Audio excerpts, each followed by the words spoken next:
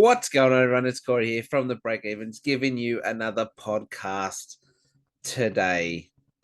We're back, second one back. Hopefully, the cobwebs are gone from last week. It's a little bit more structured and free flowing, and I get a few things right this time. So, as I said, welcome back. Round two is over. Tough week. First real buys. And trying to think, who's your best 18 scorers, trying to field the right rookies, and everything like that. And it was weird this early, but it was a lot of fun and shows if you nail the right picks that you you can jump up those ranks. So before we get into today's podcast, we got to go through our socials. So first up on the Twitter/X at Breakevens Pod. Find us there. We're always active, always posting everything content wise, links, polls, and just interacting with everyone. So make sure you go over there and give us a follow. Over on Facebook at the Breakevens, you'll find our logo, same one as on YouTube.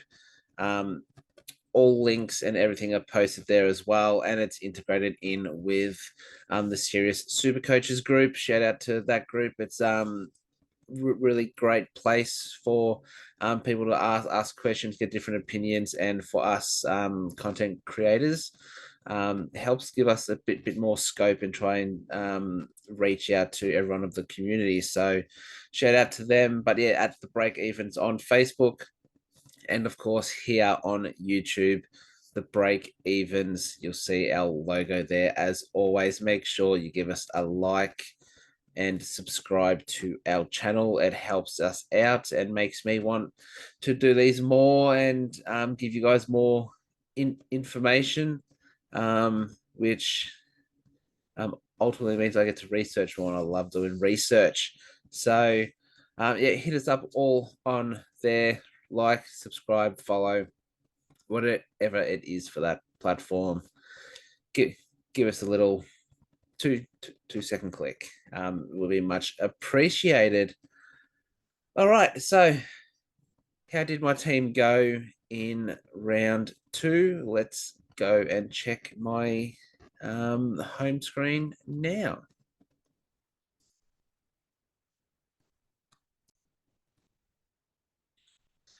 All right, so this is how I finished up 1,995, which wasn't too bad. I was hoping to hit the 2K.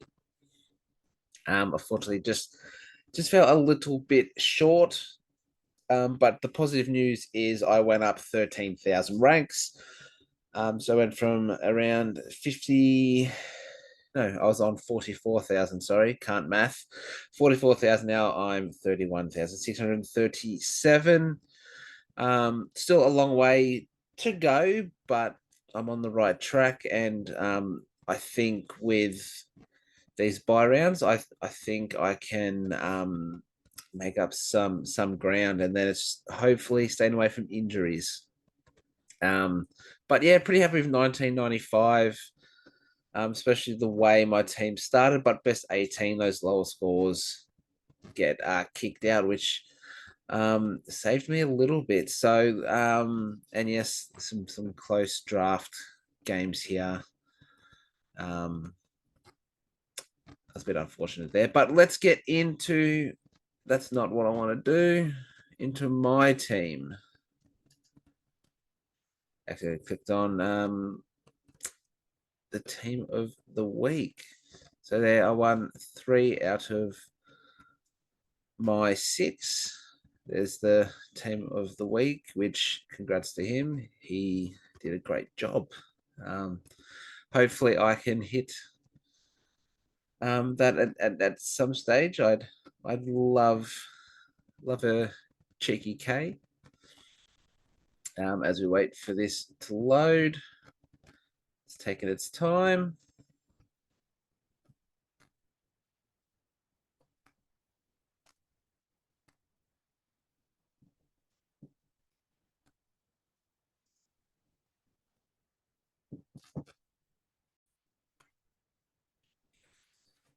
So this is how my team ended up. So as you can see, just looking at there, my backline did not fire, and my trades changed from my last video.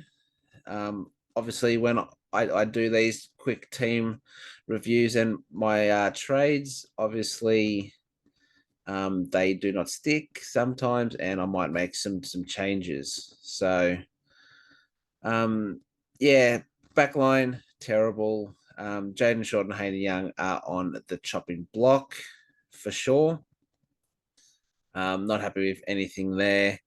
Midfield, I was happy with. Bond had Tom Green as captain. Butters 175. Martins and Wine showed promise. Jordan 88. Roberts McCurchin 94, 95 was exactly what I wanted. I had Sanders on the bench, which, if you think about it, it was probably Roberts who was the one who probably wouldn't have made the cut if I'm looking back. But it's only 5 points there. Well, that actually would have got me the 2,000. So Roberts cost me there. Into the rucks gone 1-1-3. I was hoping for a little bit more, but scored more than Grundy, so we'll take it. And Docker Jackson 178 was absolutely outstanding. And his cash gen is getting ready to explode. And in the forward line, Heaney 128, Flanners 102. Was happy with both of those. And then it really fell off there. So 569 got subbed out at 3/4 time. Bit of back tightness. It shouldn't be too bad, but we knew he was going to be managed throughout the season. So that's fine there. Billings, I traded Fisher to Billings, so I missed out on some points there, unfortunately, but what can you do? Harley Reid, 63. Again, being number one pick, you expect a little bit more, but you'll take a 63, but hopefully going forward, you can start punching out a few 80s. And Sexton had a role change halfway through that game and went up forward and only scored a 47, which means my Cadman on the bench, I lost some points there. So if you think if I had the right rookies on field, would have been a lot closer to 2,100, but it is what it is. So yeah, that was the team. I'm going to be boosting against, but speaking of, I will actually show you my trades and what I am thinking going into the next round. All right, so as you can see, using a boost and getting rid of two big guns. So Jaden Short, Hayden Young. It's going to tell you my thoughts around that. So Jaden Short, I was going to trade him last week to Sheasel, and I was like, you know what, I'll give him one more chance. He does have the role. On kick-ins, playing off that halfback. Turns out he's not on kick-ins, and he gets the ball a lot on the wing. Now, yes, he does start in defense, but as soon as the ball is balled up, he basically runs to the wing and tries to get the ball there because they won't give it to him in defense. So that, for me, screams danger signs and doesn't scream 105 average.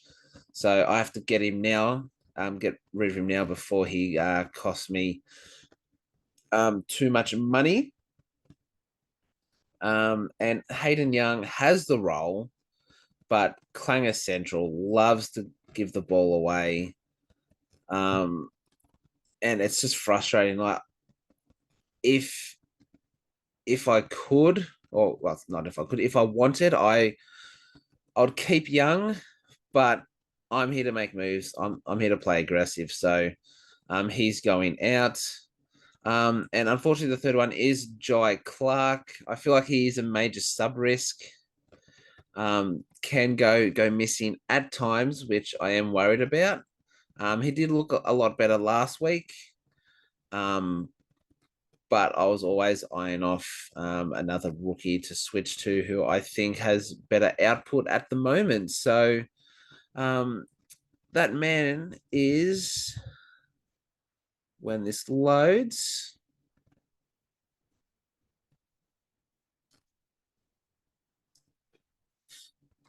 it is Mr. Jack Carroll from the Carlton Football Club.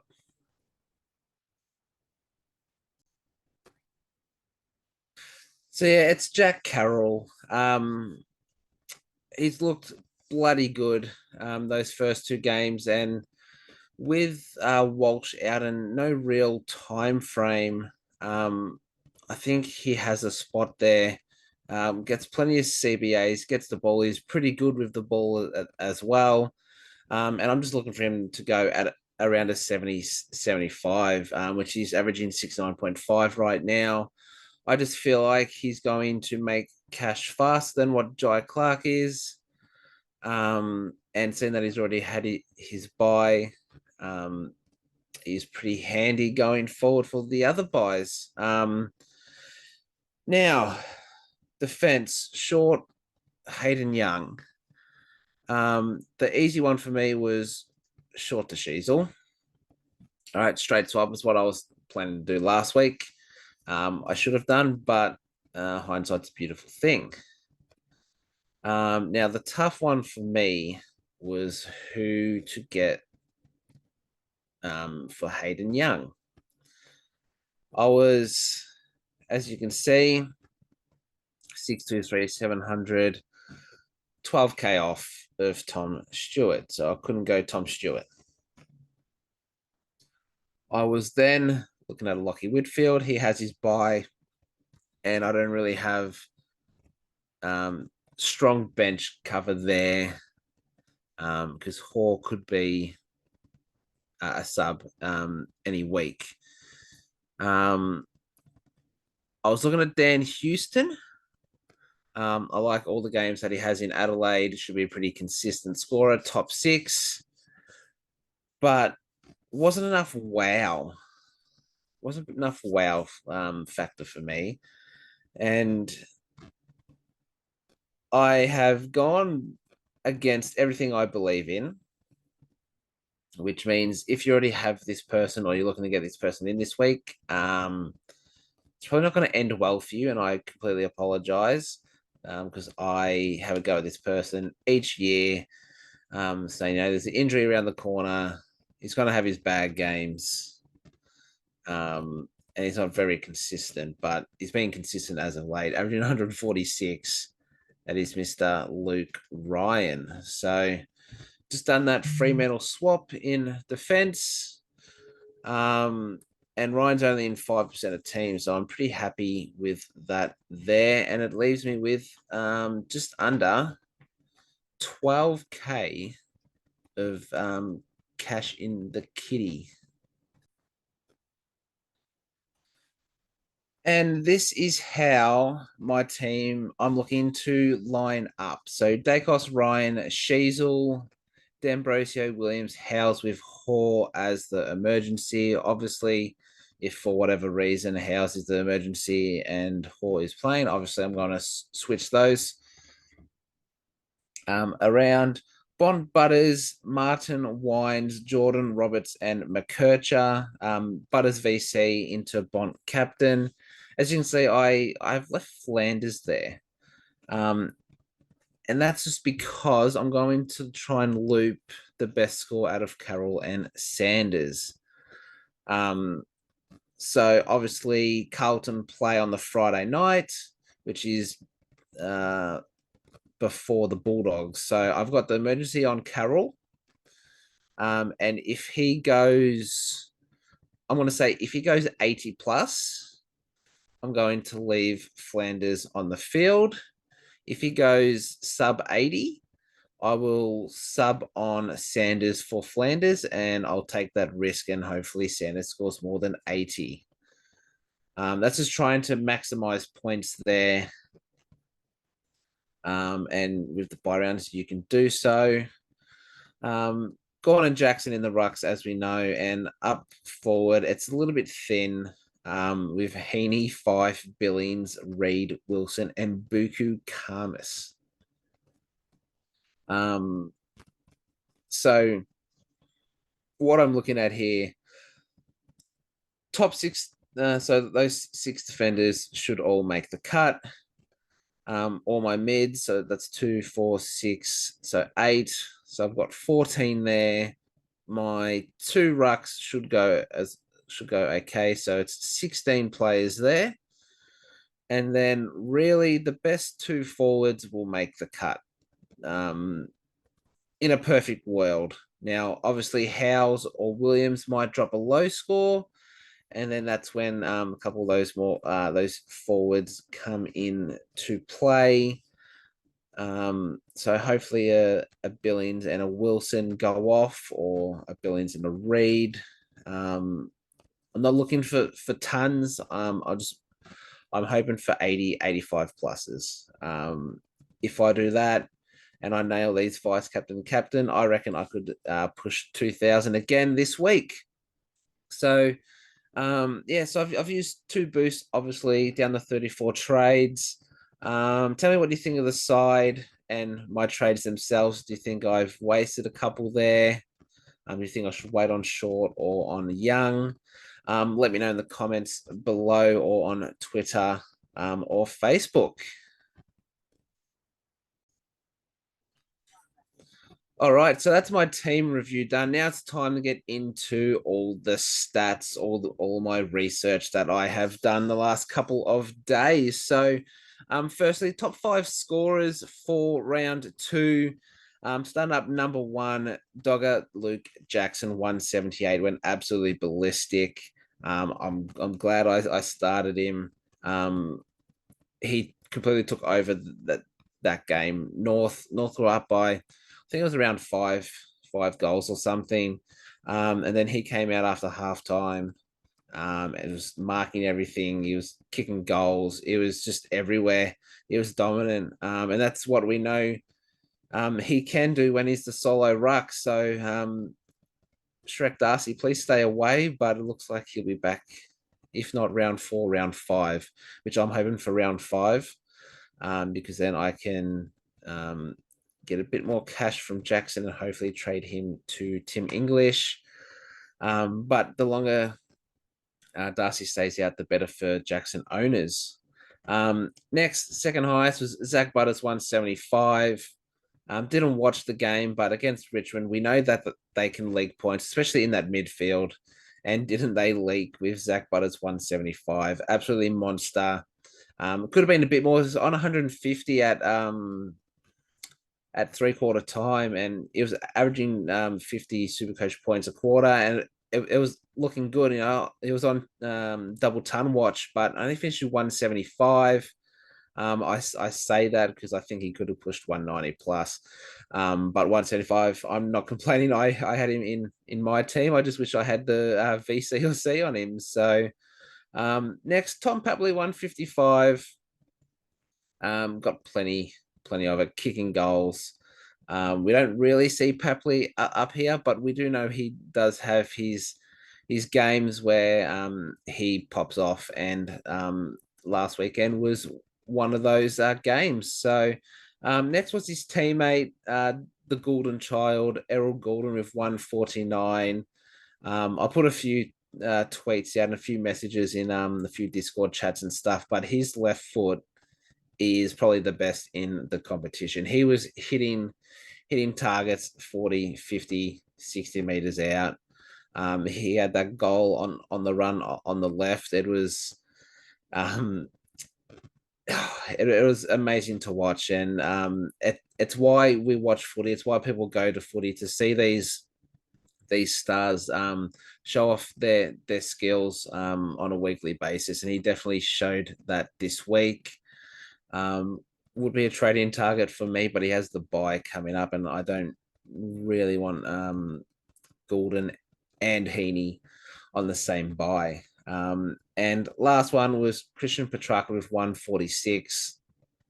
Again, didn't watch the game, but I did see a few clips, and there's one of him running back to the defensive goal square to make a spoil.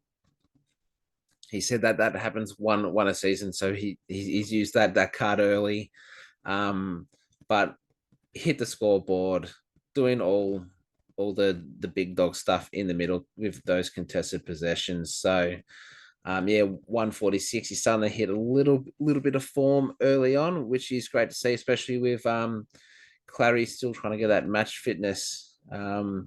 So those are the top five scorers. I'll go through them again quickly. Number one was Luke Jackson, 178. Zach Butters, second, 175.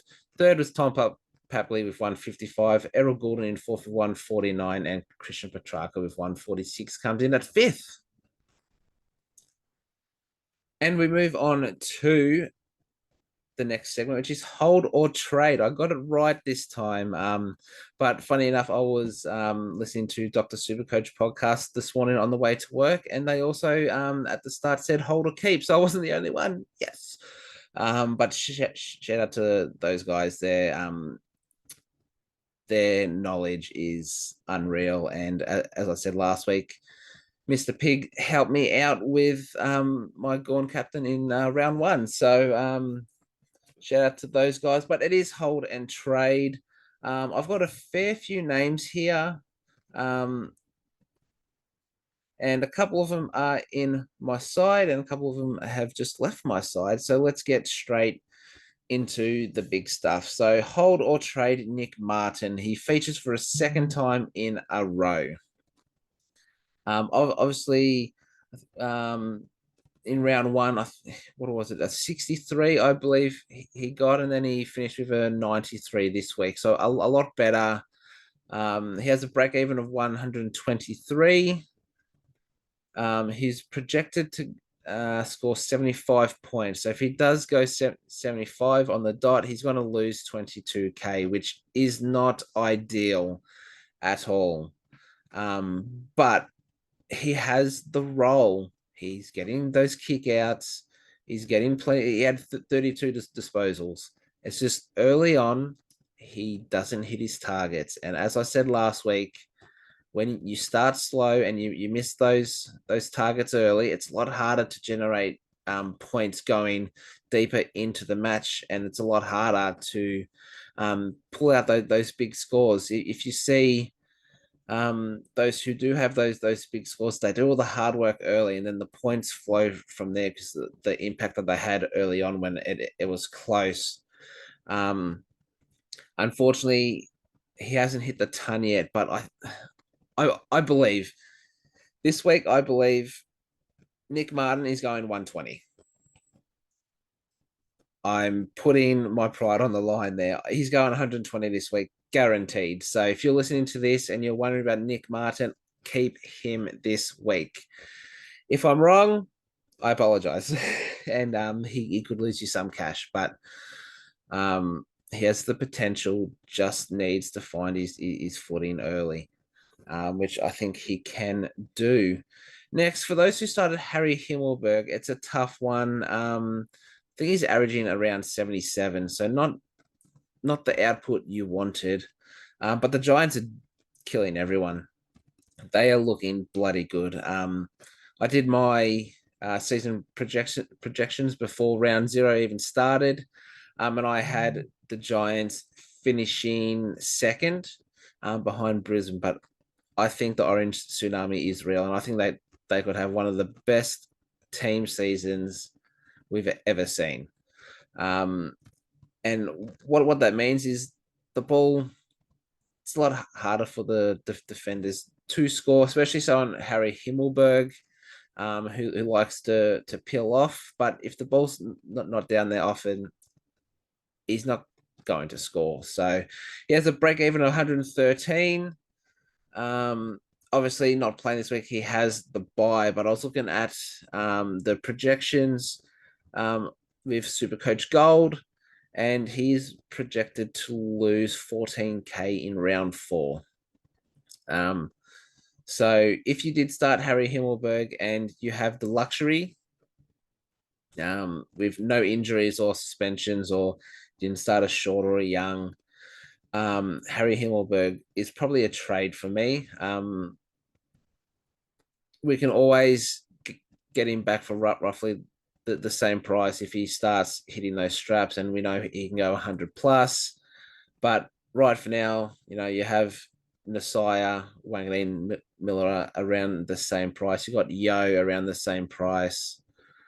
Um, and yeah, there's just better options. So unfortunately, I think Harry Himmelberg is a trade. Next man is my boy Ollie Wines, 99 or 94 on the weekend. Was better. Was better. He got 880 odd. I think in round one it was a lot better. Still not as many CBAs as we wanted. With Horn Francis out, he went from I think it was 44 to about 66-ish this week of CBA. So it is better. He did see that scoring output rise a little bit. We do need more though. So he does have a break even of 70, and he's projected to go 82, which if he goes 82, he's going to go up 5K. Now, realistically for me, if he doesn't go 105 this week, he's a trade out. Which means if I have Martin and Wines not do well this week, I might have to get rid of both of them, which I don't think I can do. So I'm going to have to choose who's the better one. That's going to be bloody tough. But I think for this week, you hold Wines, give him one more, see how he goes this week. If he goes 105 plus, I reckon you keep him. If he goes around that, 95 to 100, I think he's a trade out because he's not going to make too much money. And you have players from GWS and Gold Coast coming off their bye after this week, so you could easily just do a swap to them. Next, Jai Newcomb. Everyone touted this guy, who's an absolute gun, by the way, absolute jet, but he was people's pod picks. Looking to go, that 110 to 115 sort of average, with his career sort of similar to what how Jack Steele was, and it was around this many games where Jack Steele went bang, went to a 115, and then the year after was pumping big 120 score averages. Newcomb hasn't done that. He started 77 average, possibly. Not great. He's got a break even of 179, and he's projected to go 77, which if he goes 77 again, he's losing 46K. And then you're looking at a bloke, 500, sub 500 there. So if you have Jai Newcomb, I'd say trade. But he is a big game play. You got Easter Monday coming up. Hawks Geelong, that big rivalry. Newcomb could explode, but he's not hitting 179, is he? So he's going to lose cash for you. So ultimately, I think he's a trade for now. And you have plenty of players around that price. You go down to a Matt Crouch there and bank about 50K. 50, 60K, and you got a bloke who's averaging 100. So, yeah, a trade. Hayden Young. I've spoken a little bit about Hayden Young because he was in my side. I think he's a trade personally, if you can. I was able to this week. If you had to fix a few things, like if you had a Caulfield, you have a short, and you have someone else who, maybe it's a Martin or Wines, or a few people that I'm going to talk about coming up. If you have one of those and you can't trade Hayden Young, then I'd stick with him for one more. Eventually, he's going to come good. He's got the role. He doesn't look like losing that role, and that's the main thing. He's not going to lose that role unless more injuries in the back line. But yeah, break even at 165, project to go 78. If he does go 78, he's going to lose 40K. Which he went, what was it? Was it 72 or 62 this week? So if he does that again, 40K minimum, they're gone. So I think he's a trade if you have the luxury. If you can't, then I would prefer to hold him over Jaden Short, which I said a bit earlier. Next is Jesse Hogan. A lot of people started him because of the early fiction. You saw that he went 170 something, no 165 in when was it? It was round one, not round zero. It was round one. Um, and now he's on his buy. And a lot of people were looking to trade him. Obviously, being a key forward, we try to avoid those types as much as we can. He's made some good bank this week, and he has a break even of 34. So there's still more money to be made. Looking at the Supercoach Gold projections, because obviously he has the buy, so there's no projected for this week. But in the next 3 rounds, if he hits his projected score, he's going to go up another 78K, which for me sounds great. Now, another 78K, so you're looking around that mid 500s in 3 rounds. Absolutely perfect if you have him. But do you trade him this week? Obviously you have Carlton coming off their bye, so you got Harry Mackay there, who's looking really good in his new role, which I'll speak about a little bit. Depending on your structure, you could trade him out, swap, like a Jordan, a Fife, or a Flanders into your forward line, and you could be looking at a Took, a Matt Crouch, people around that sort of price, or do you keep Hogan and hope that he hits his 34 in round 4, and then if he hits that, depending on what he gets, could jump up to a 60 and then a 90 to finish off. If you think he can do that, I would keep him. But me personally, big, tall forward, can go low like he did last week. I'd probably trade him for a Harry Mackay type or a Took Miller Jack Steele type, depending on if you have that DPP swing. Next man is Jaden Short. Same with Young. I spoke about him before. Role isn't quite there. I don't see him going 105.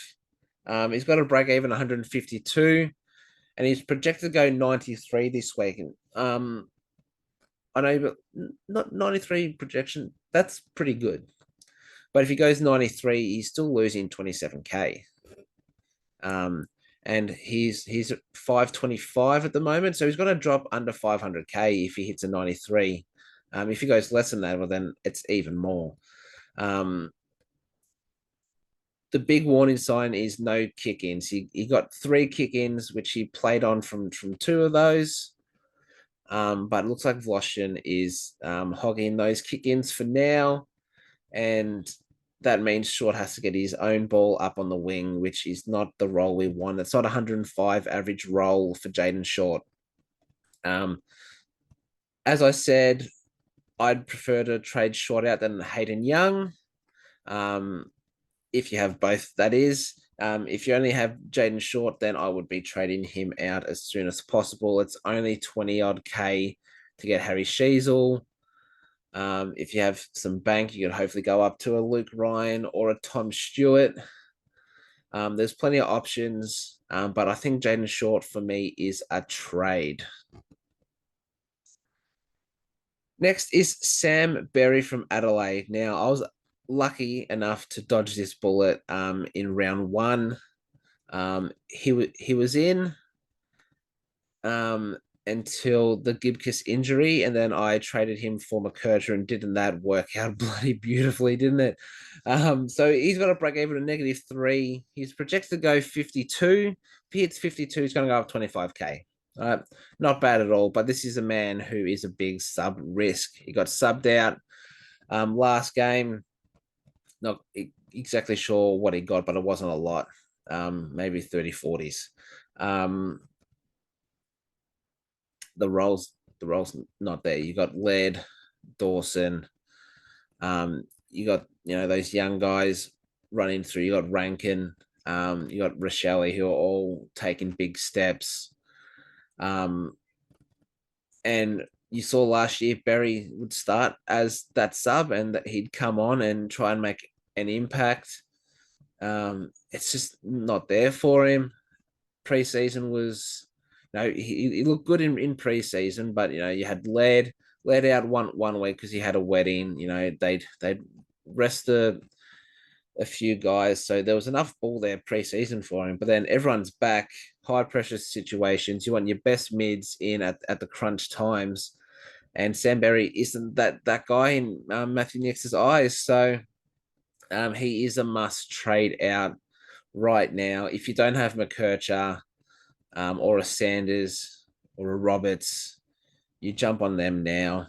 There's no one really in that 200K range that I'm looking at for those mids. That they're not great. So definitely trade Sam Berry if you have him to a rookie. Next is around Sam Berry's price. That's Riley Bonner.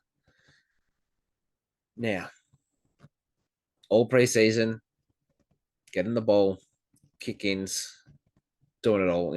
Hundreds. You're seeing not 90s, we're seeing hundreds. Round one, no Jack Sinclair.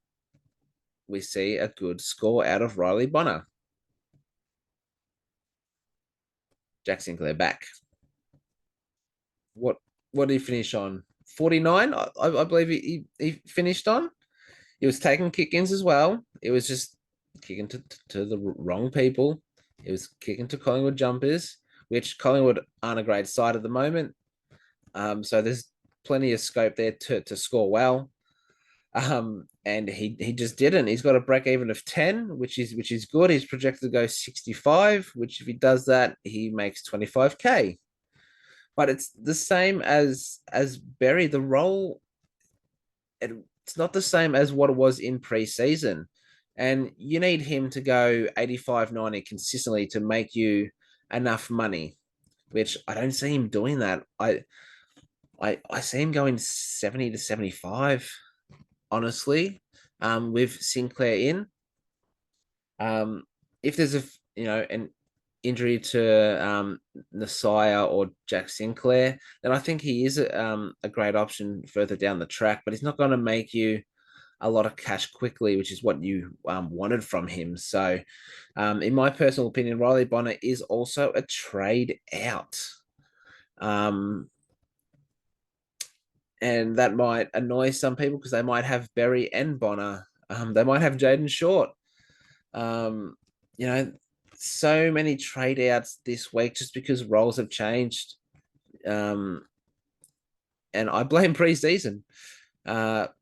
You only get one game of preseason, really. There's the unofficial matches, but the official ones, your guns are still going at 70%. So unfortunately, he's another trade out. And the last one for hold or trade is Alex Sexton, which again, preseason, we've got a keeper at 133K in the forward line where we had no forwards. You had McRae injured. There was question marks over Heaney, question marks over Jackson because Sean Darcy was still in, question marks over Flanders, and question marks over everyone else. And we saw Sexton go 200s, or it was 190, and we're like, here we go. This man is going to be our savior. Playing on the halfback, getting plenty of ball, but same as all the other halfbacks. And as I said last week, they don't hit targets. they can't find a teammate early on, and that just kills their score. He's got a break even of -6, which is great. Obviously, they have the buy, but he's projected to go up 96K in the next 3 rounds. Now, that's if he scores a 47 and a 56. Those are his projected scores for round 4 and 5, 47, 56. And then I think it'll be like a 75 or something in there. If he hits those, he's making 96K, which is great. He's going up to around 230K. But there was a role change on the weekend after halftime. Alex Sexton was pushed back into the forward line, which we know is a handy forward. He kicks goals, but for Supercoach, that's not it. It's not it at all. We want the Alex Sexton playing off the halfback.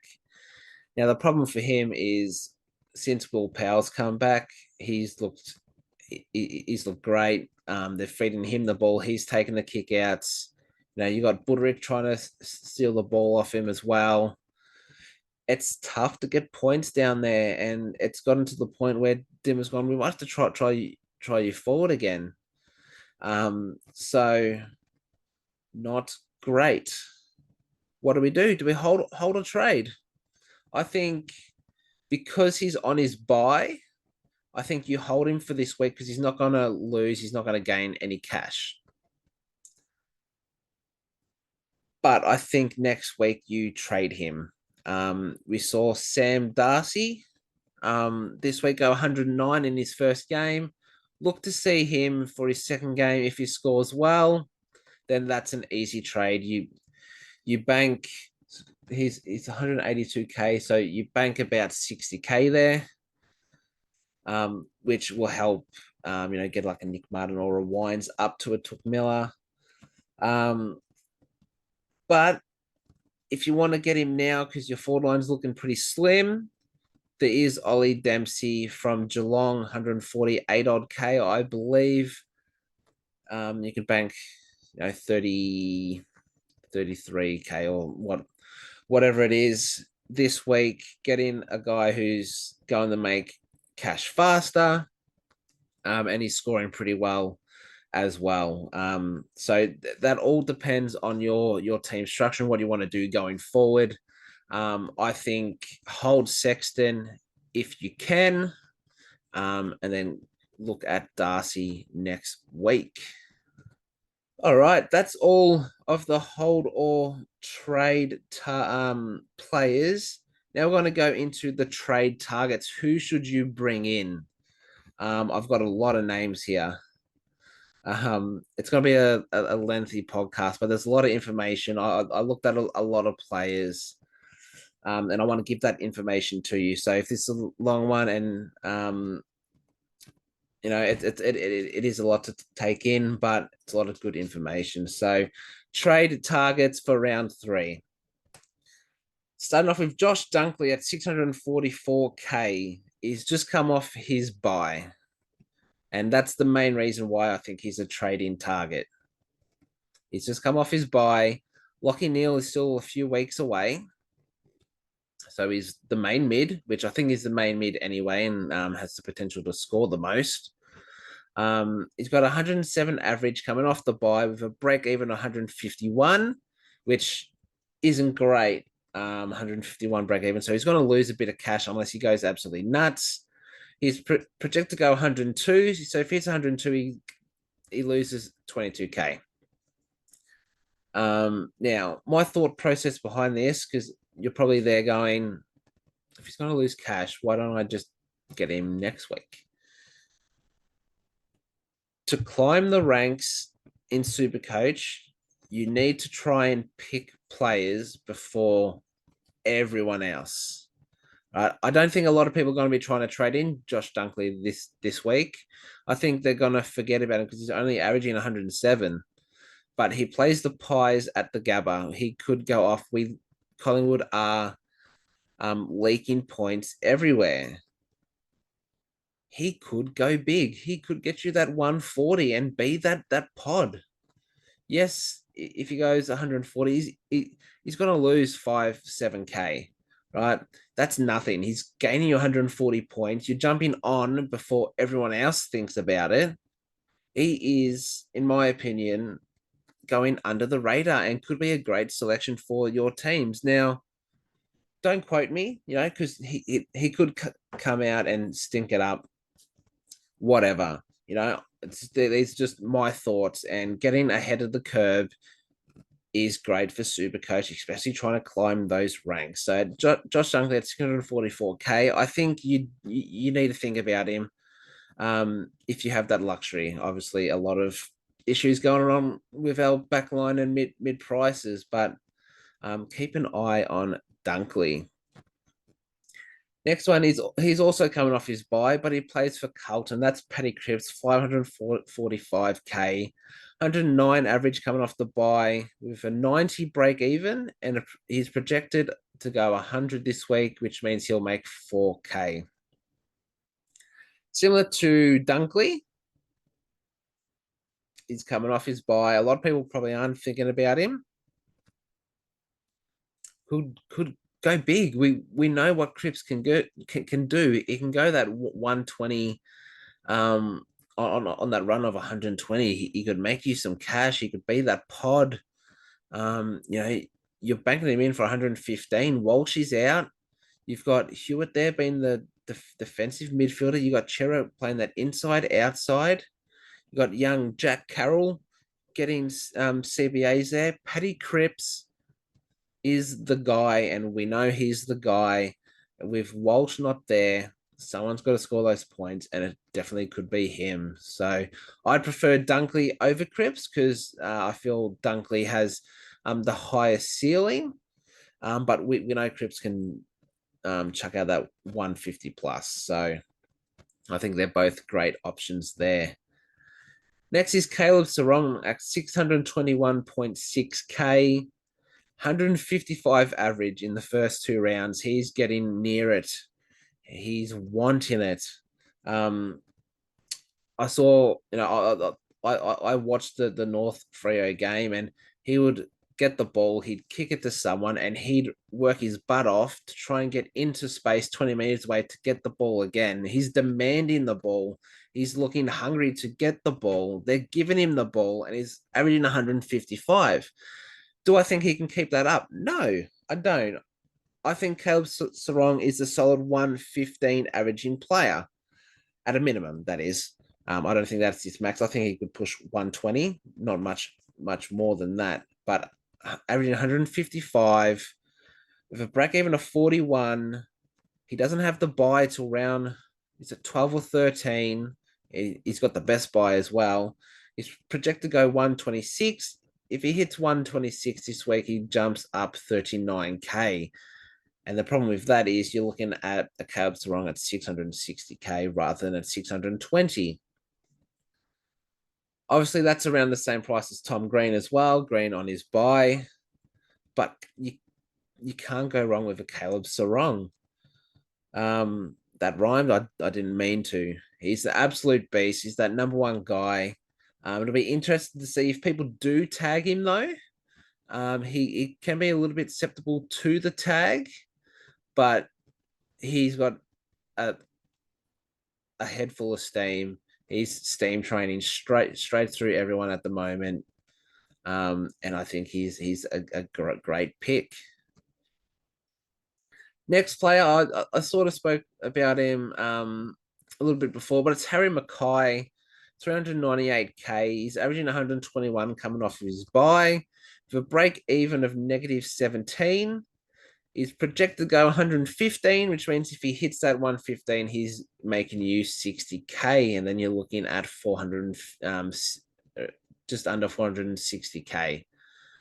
121 average, as I said. Now, that is because he's playing forward, he's getting the ball, he's clunking marks, he's looking strong. He's actually leading up to the ball. He's not waiting for the ball to go on his head. He's going to the ball.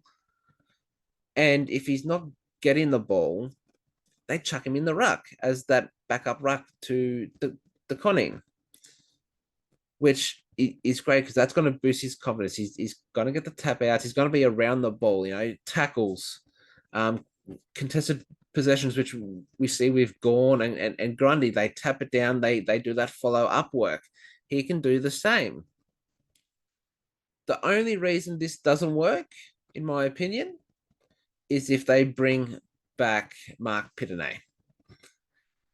If that happens, then Harry Mackay isn't the second ruck. They'd use Tom DeConian unless they drop him for some reason. But I think he's someone that they see for the future, so they're going to get as much game time into him as possible.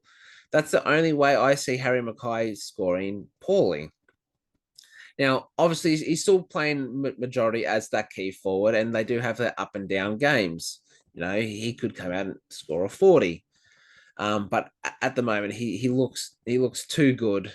He could be a trade-in target if you have a Jesse Hogan in there. If you're looking to move Fife on a little bit early, which I don't know why you would, but definitely Hogan. You just go straight down to Harry Mackay, and it banks you about 150k, which means you can go one of your mid prices up to a primo. Um, you know that could actually be the difference between going a Nick Martin to a Still or a Talk, or Nick Martin to a Caleb Sarong. I personally can't do it. I don't have that luxury. It is something I was looking at if everything went well last round, which it didn't. Which is fair enough. But Harry Mackay is on a roll. And I think if you get him for 2, 3, 4 weeks, try and max him out. He'll be at about 500k, hopefully, if he keeps scoring well.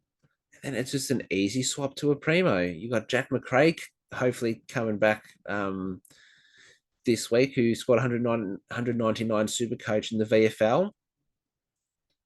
It could be a straight swap, and you could actually even bank some money going Mackay to McRae. So that's something you have to think about. But I do like Mackay as that pod pick. Next man is Harry Sheezel, 556.2k.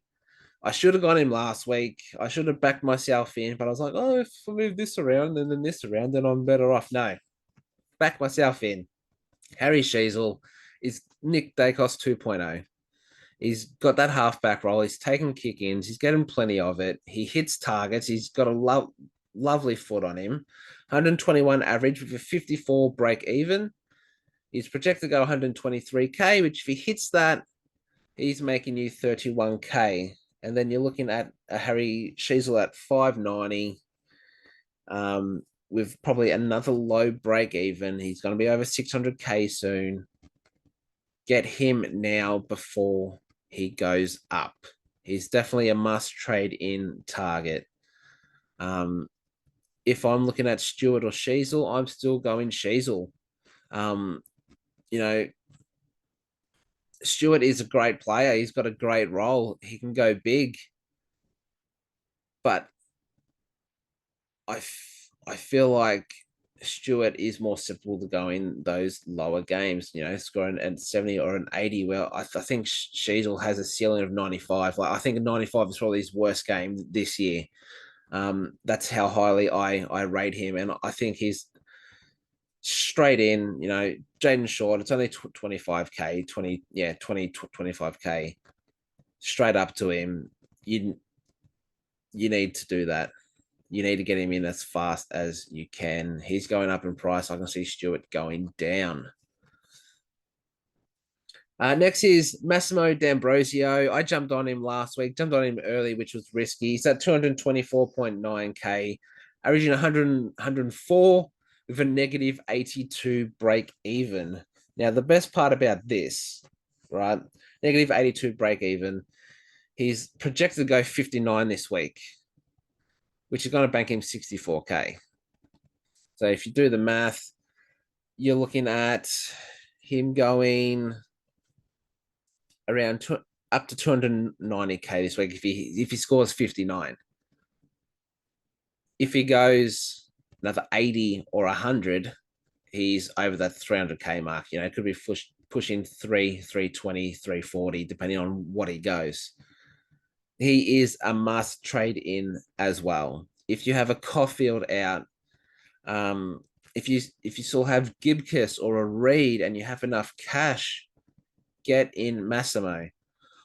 I don't think if you have Zach Williams, I don't think you trade Williams to Massimo. I think that's a waste because Williams still has money to gain, and he's going to be a better scorer than these rookies on your bench. So I think Massimo is a must if you can afford him. If you have like a Buderick, maybe you took a punt on Buderick, go down to Massimo. He's got money to make. And the Hawthorn game plan, they just chip around the back line, just chip, chip, chip, chip, chip, chip, chip. You saw Sicily last week, 13 marks. Massimo the week before had, double-digit marks. He had 9, I think, last week.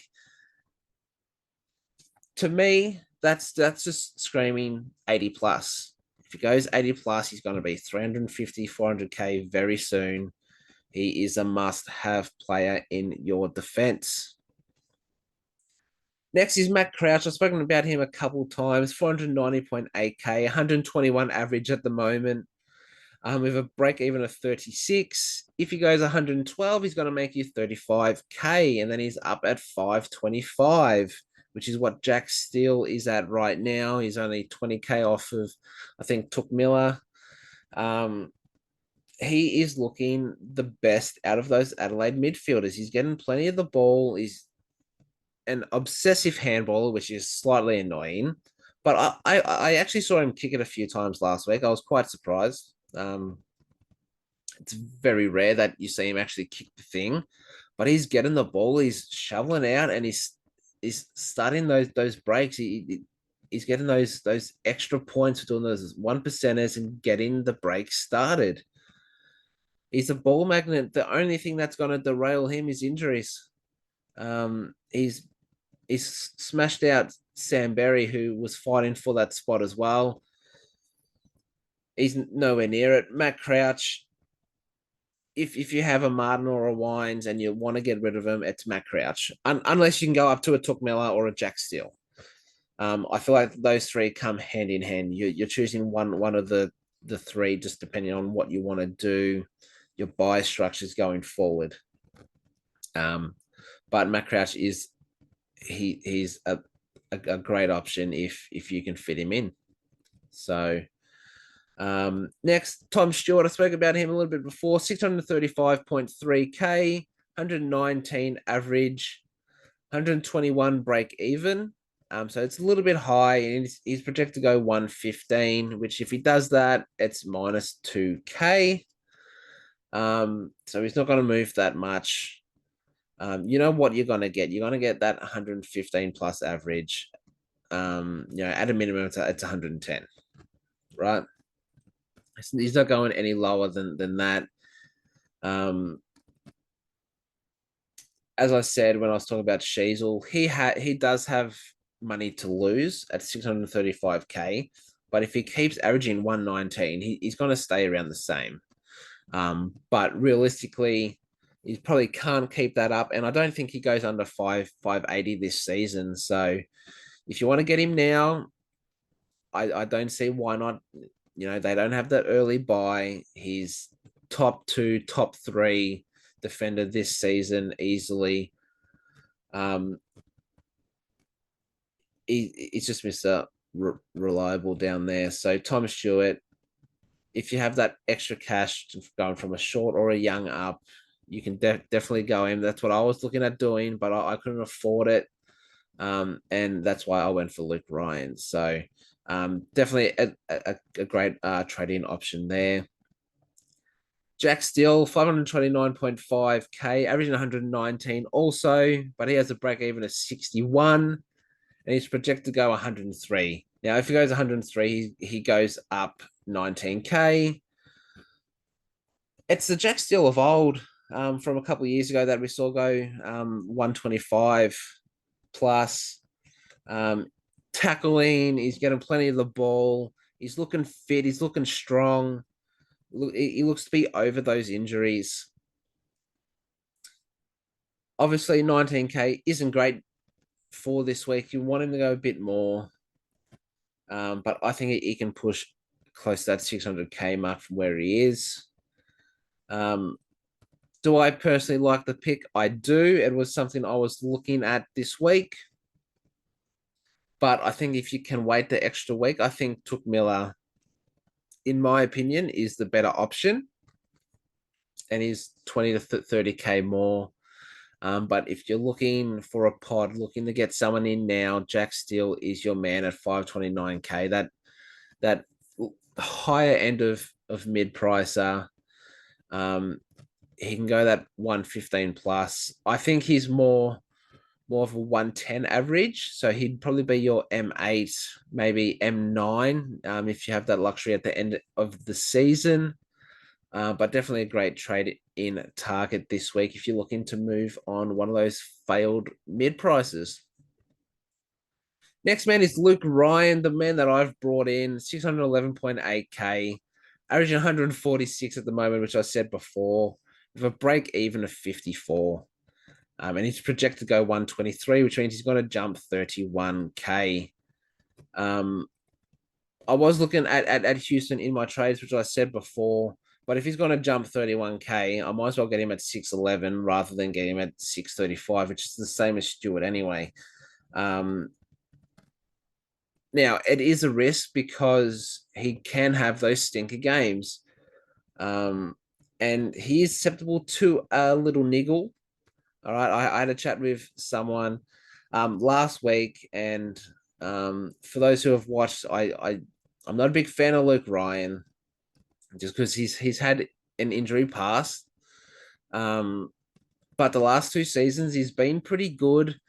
Over the off season, he did have an ankle niggle where he couldn't kick the ball more than 40 meters. So I was a bit worried there. But I saw him kick 50, 60 meters on the weekend. He's getting plenty of the ball, intercept marks. He's hogging the kick ins. It is just the most super coach friendly role going out there. And honestly, I think he could be top 4, top 5 defenders come season end if he stays healthy. In 5% of teams, I think he is a great option if you're trading out those Hayden Young and Jaden Short types. Next man is someone I've really wanted to get in this week, but I can't fit him in. I can't fit him in. It's annoying. It's annoying. Especially because before the new year, so it was probably around Christmas, I had Tom Powell on my watch list going, I feel like this guy's going to break out. It all just depends on his price. He came out at 312K. And I was there going, can I? You had at that stage you had Fife, you had Lynch, you had Harms, you had Jordan, you had Billings, and a couple others, and you're there going, how can I fit them all in? And then I thought about it like out of you got Simkin, you got Wardlaw, you got George who could possibly run through there, depending if they played Greenwood.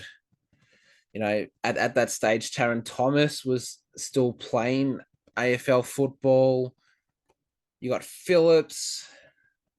The list goes on. They have so many good young midfielders coming through, and I didn't see a spot for him, but he's been their number one midfielder, and he's been absolutely dominating. 112 average with a break even of 47. He's projected to go 80. If he hits that 80, he jumps up 58K, which I think he goes 95 plus this week. So if you think about that, it's probably another 6. So he's going up maybe 64K. So you're looking at him around 375K after this week. And his break even's going to stay low. I'm telling you now, Tom Powell will be a top 6 forward end of season if he keeps this role. Um, Big statement, but I'm gonna back that in. He will be top 6 if he keeps this role. He's looking amazing. He's been their best player, the most impactful.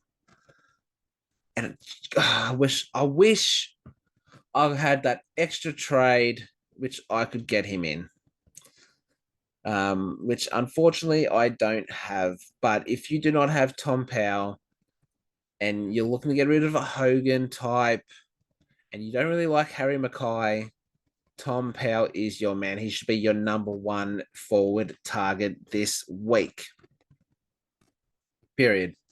Done. That's all I want to say on Tom Powell. I think he's great. And the last trade-in target is Nasiah Wanganeen Miller at 475.8k. He's averaging 110 with a 48 break even, projected to go 93, which means he's going to jump up at roughly 20k, which means he'll just be under that 500k mark. Sinclair back playing a bit more midfield, not as fit because he doesn't have that match fitness. He's taking kick-ins, and what I saw against my side, Collingwood, on that wing, he'd take people on, go for a bounce, and he'd hit that 45-degree target. He got so many points for long kicks, score assists. It was a great. He is a talent. He's on kick-ins. My only downside is I don't think he's top 6 defender, which at this stage, are you going to pay 475k for someone who isn't top 6? Might not even be top 8. He might be, he's probably that 8 to 10 range. Do you want someone like that? Yes, he's cheap, but you're not going to use him as a stepping stone. You're picking him to keep him.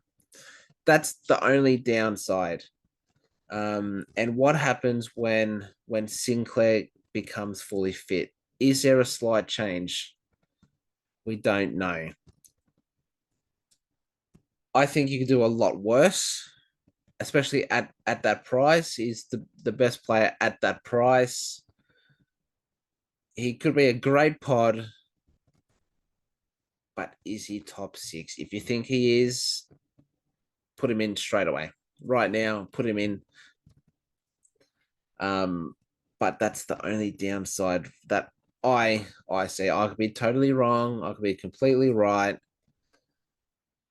But it doesn't matter what I think. It's what you think. If you think he's a great target for now, trade him in. I'm not going to say it's a bad trade. And unless you go on a Stewart or a Dacos down to him, then yeah, that doesn't make sense. But if you're going a Young or a Short, or a Himmelberg, who I spoke about before, to Nasiah, I think that's completely worth it. So those are my trading targets. That was a long one. I've out of breath, but we're not done yet. We have the VC and C options for this week, and there is a lot.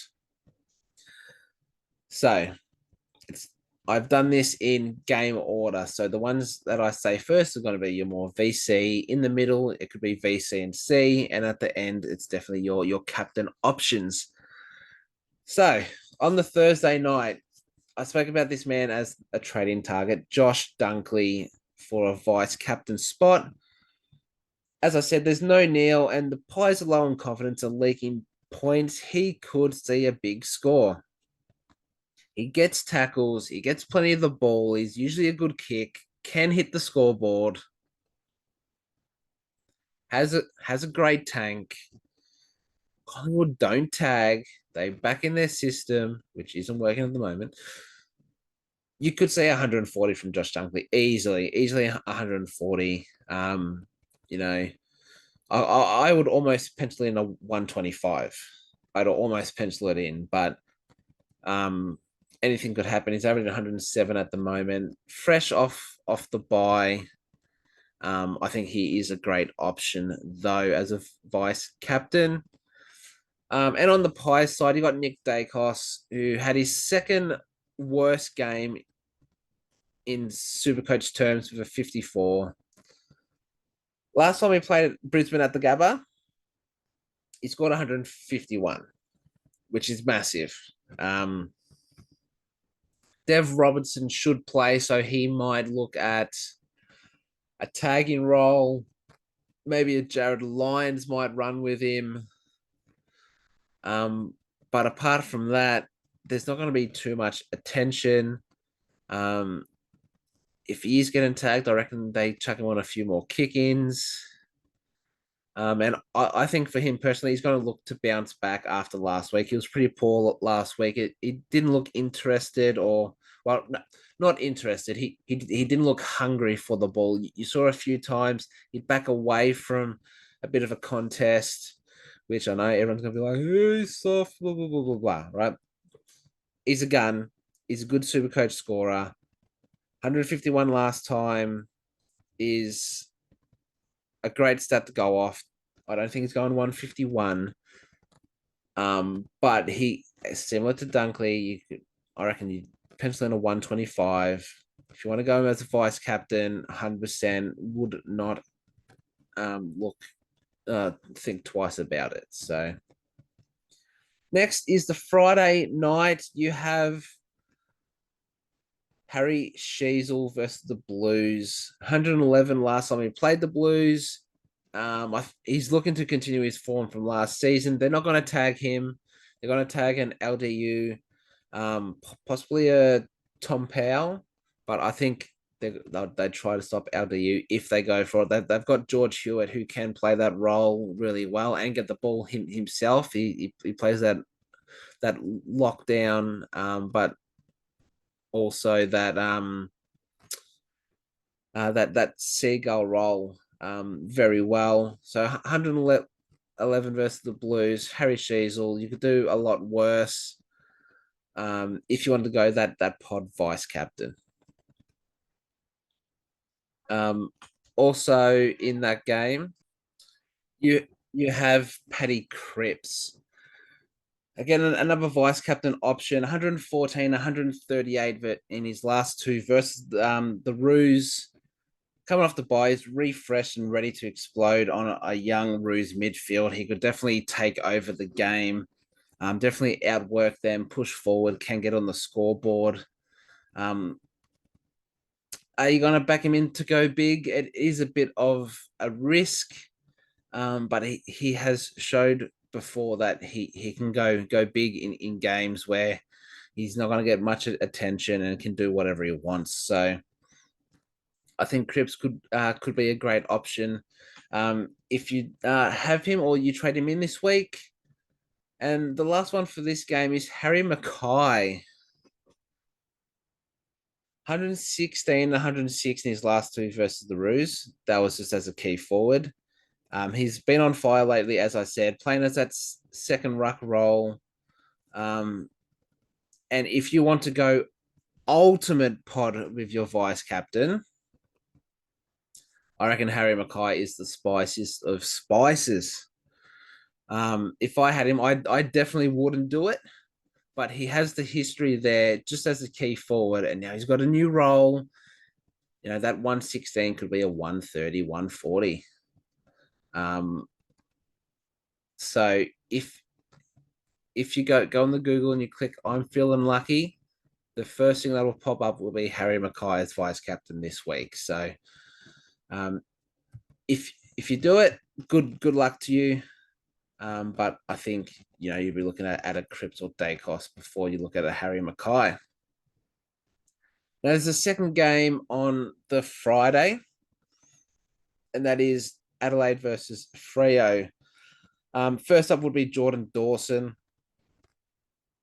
He has a career average of 123 against Freo. In his last three games, he's had scores of 173 and 145. He's yet to fire this season. He hasn't got his kicking boots on, which is very strange because usually he's one of the best and most reliable kicks in the AFL. but he has a favorable matchup this week against, I guess you could say, his bunnies. Um, I can see a lot of people looking at this and going Dawson, and I like it. The history is there. Stats don't lie. He could go 150. It's that simple. He could go 150, and if he does that, those who VC him, I have him in a draft league with a vice captain. I might have to vice captain him. Um, I think out of that game, I think he's the best option. But you do have my next play, which is Caleb Sarong, 155 average at the moment. I don't see him slowing down against the Crows. Then they're not going to tag him. You know, Sam Berry's a sub risk. If he doesn't get into the game, he's going to get subbed. He might even start as sub. They've got no one else really to tag Caleb Sarong. He's doing what he pleases. As I said before, he's demanding the ball and they're giving him the ball. It could be and again, he's averaging 155. He could hit that again, which would be absolutely insane. Would have been one of the fastest starts from a player that we've seen in recent times. Do I think realistically he's going to go 150? No. I can see him having a bit of a lower game, maybe around that 115, 120, which really isn't, that low. But compared to what he's put out the first couple rounds, it is a bit lower. And his teammate and my trade-in, Luke Ryan, he averages 112 in his career versus the Crows. As I said, he's getting plenty of the ball. There's plenty of ball to be had in that Freo defense. They're not the most defensive team in the way that they don't hold teams to low scores. The ball is usually down there, and he can take those intercepts if they have plenty of misses. He's got those kick-ins. And again, I know I've said it about every single time, but he could legitimately go 140 this week. It's not off the table. He's showed that he can score with ease, and against the Crows, I think there's plenty of scope there. So Luke Ryan could be a sneaky vice captain option. Now we're going to move to the Saturday game. So this is where we're looking at vice captain or captain options, depending what you do on the Thursday and the Friday. So you got Zach Merritt first. Hasn't scored well as of late against the Saints, but last week he lifted to a new level, and he was really leading that Bombers charge from the front. He's taken on that captaincy role, and he's rolled with it. He's the man that gets everyone up, everyone going. You know how good he is. He gets the ball. It's a great kick. He even showed last week he can hit the scoreboard. You could basically say a 120, 125. Now, obviously that's not ideal. That's just an average for me. Obviously he can go higher. But I think, yeah, with all the other options, especially on those Thursday, Friday, probably wouldn't. But if you're feeling good about Zachy Merritt, wouldn't be the worst option. And next is Jack Steele. So obviously playing the Bombers, went 132 in his last game against the Dons. Looking back to the beast that he was a few years ago, as I said before, he can go big any week. We've seen him go 150, 160. He can do that any week he pleases. If it's a very tight contested game. You could see a lot of tackles. He could get 40, 50 points just from tackles this week. We've seen him have high tackle games, double figures, 12, 13 tackles in games, which just elevates his scoring. And that means he only has to get 25 disposals, and you're looking at a 140. I'd prefer to go Steele over Merit if you're looking to get someone in that game. But there is someone better in the Saturday night game, and that's who I'm going to talk about now, and that is Zach Butters. 178, was it 78? No, he was 175 last week. Took over the game. He's playing the D's who don't usually tag. Seeing that Angus Brayshaw has been forced to retire. They don't really have that tagging player. The last time Zach Butters played the D's at Adelaide Oval, he went 184. Now that's nuts because that was a full strength D's lineup, I'm pretty sure. Or Clary might have been injured at that time, not 100% sure. But you definitely had Viney, Petrarca, Gorn, and at that stage, probably Brayshaw running through there. So he's done it with the big dogs in there. Clary's a bit unfit, so it's not the best Clary. We know he still gets the ball, does what he wants. He's the pink pig, but Zach Butters went large last week. Could see another monster score this week. He's my vice captain this week. I'm going to back him in 100%. Anything 130 plus, I'm taking, which is crazy to say because the man I'm going to captain could go 200. But Zach Butters, I think, is one of the best vice captain options this week. Looking back, if you're not vice captain in Dacos, I think your best bet is Zach Butters, in my opinion. Next is Maxi Gorn on that Saturday night as a vice captain or captain, playing against Ivan Soldo, who's actually surprisingly kept rucks to lower scores than what I thought he would. But Max Gorn is a little bit different to other rucks. He's dominant, gets around the ground, moves well, can hit the scoreboard, likes to play behind the ball, get those easy intercept marks.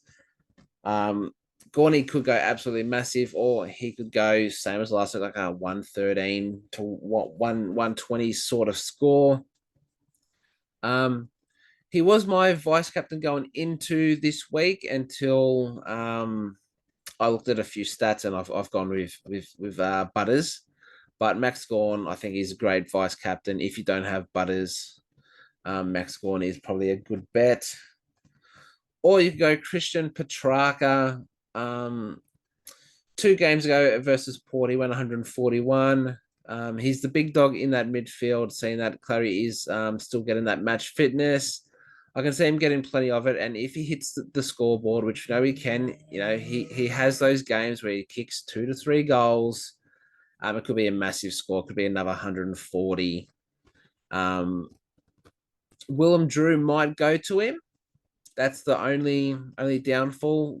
Willem Drew plays that role similar to George Hewitt from Carlton. They can play that lockdown, but they get their own ball, which frustrates a player even more. It's like he's stopping me from getting the ball, but he's doing what he wants, and then that plays with the psyche and the mental side of the game. So I think Petrarca's a great pot option if you have him. But as I said, you're probably going Butters in this game. As we move to the Sunday game, and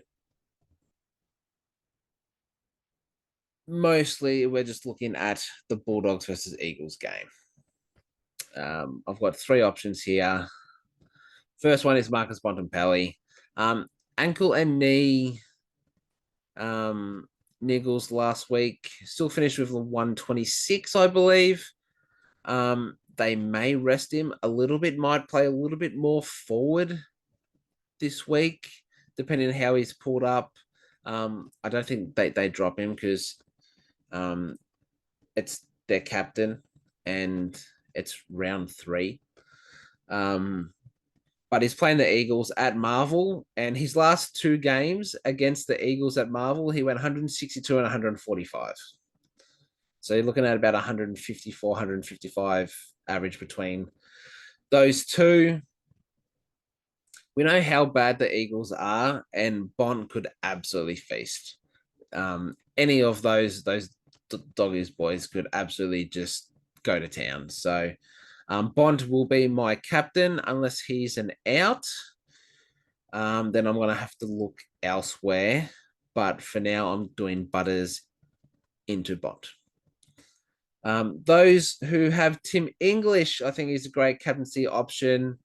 They have Bailey Williams there as the ruck, and then I think it's Harry Barnett was like the second ruck who got subbed out on like 6 super coach because he couldn't get near it. So there's no big ruck there because Matt Flynn is injured. English could dominate.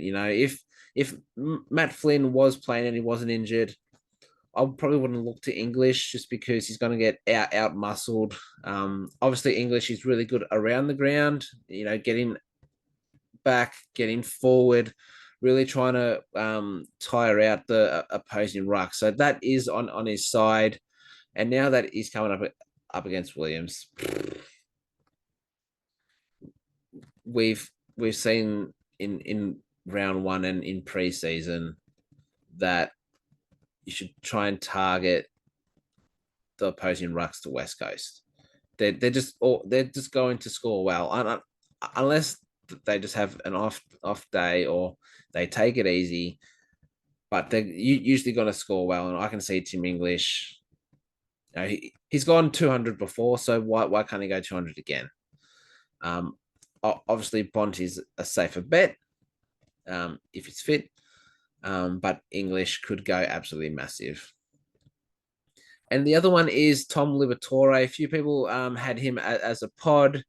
Unlike the Bond, he's gone 102, 100, and 100 in his last 3 against West Coast, so not massive.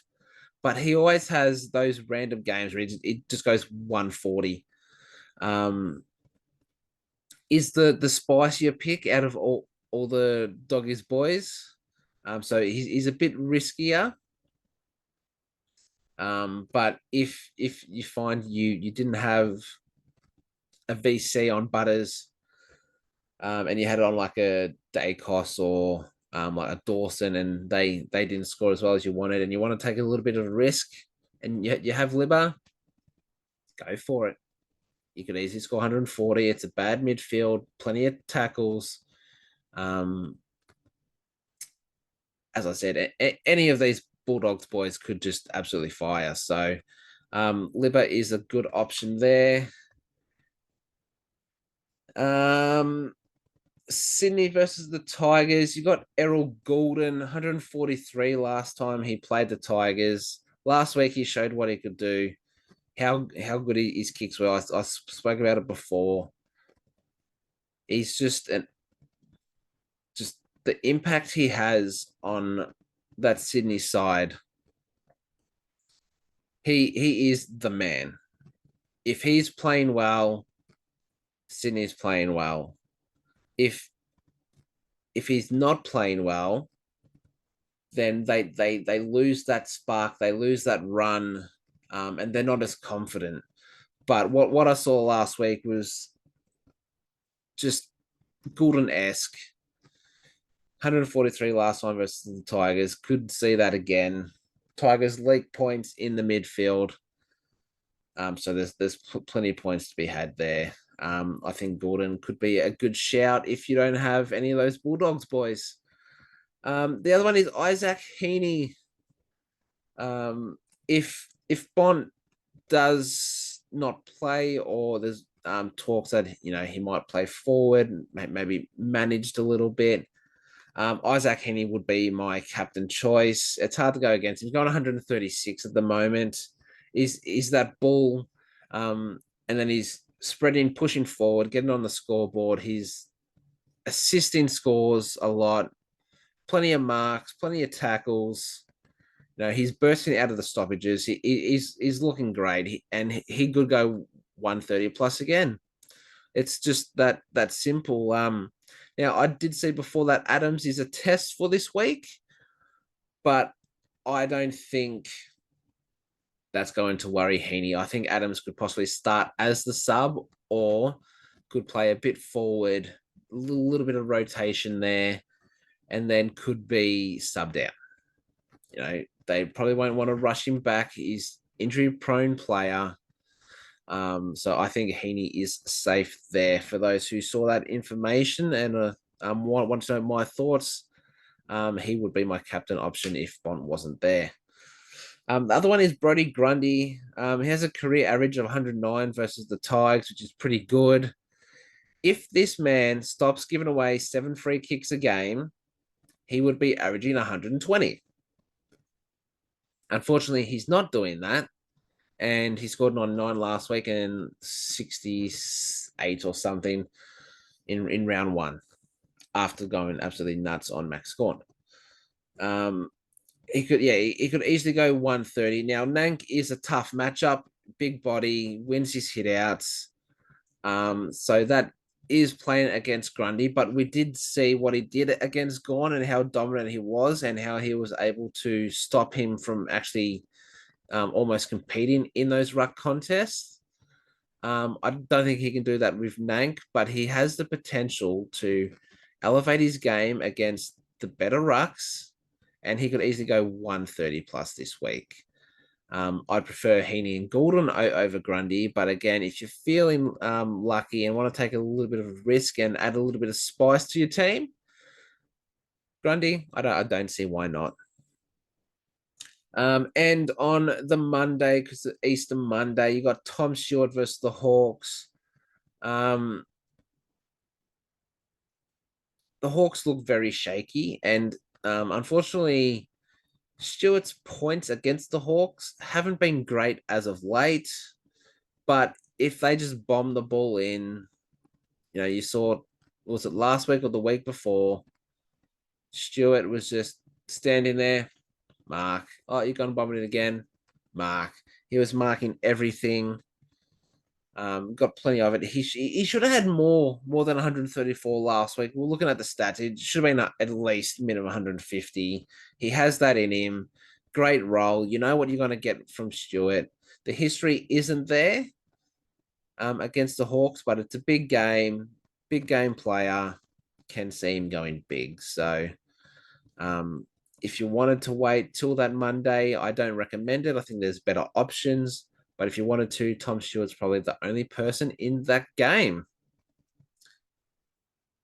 And that's it, jeez. That was a lot.